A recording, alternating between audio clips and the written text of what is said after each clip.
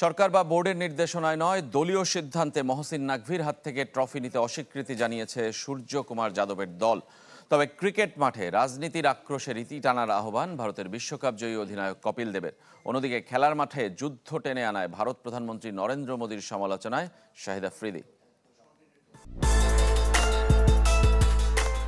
এবারের এশিয়া কাপে ক্রিকেট ছাপিয়ে রাজনীতির জয়জয়কার। চ্যাম্পিয়ন হয়েও ট্রফিহীন ভারত দল দেশে ফিরেছে।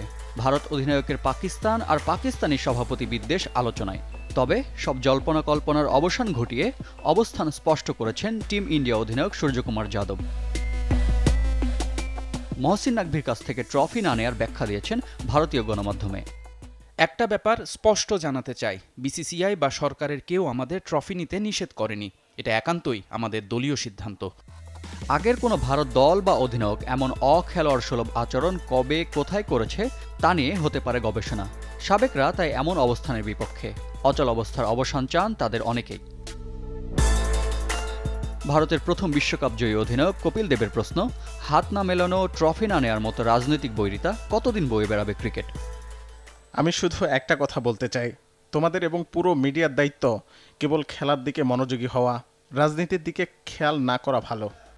পাকিস্তানের সাবেক অধিনায়ক শাহিদ আফ্রিদি অবশ্য এশিয়া কাপ জয়কে অপারেশন সিঁদুর জয়ের সাথে তুলনা করায় নরেন্দ্র মোদীর কঠোর সমালোচনা করেছেন।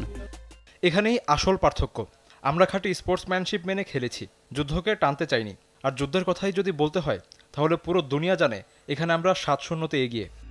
মাঠের বাইরে যাই ঘটুক, মাঠে পাকিস্তান দলের পারফরম্যান্সের সমালোচনা কম নয়।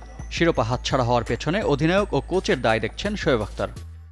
যখন দলে একজন অধিনায়কের জায়গা প্রশ্নবিদ্ধ, তখন সে কিভাবে খেলোয়াড়দের উৎসাহ দেবে? আর কোচও তার সহযোগীদের কোনো কথা শোনেন না।